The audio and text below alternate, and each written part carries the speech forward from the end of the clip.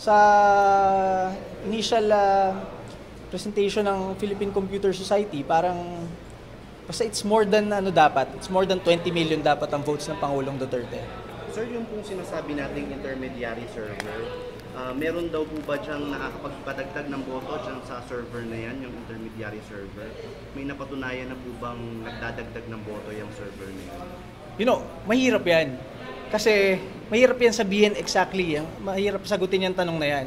Pero ang gusto natin i-question, bakit merong server na ganyan, not allowed in the contract, not part of the flow chart of COMELEC, of the approved system of our government?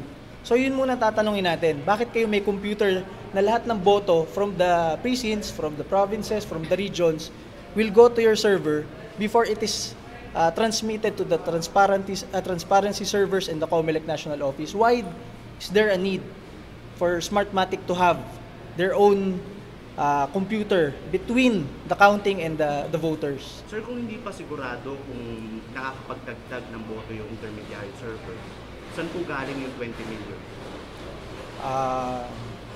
I think it will be clearer with the presentation of the Philippine Computer Society. You know, I'm not a computer expert.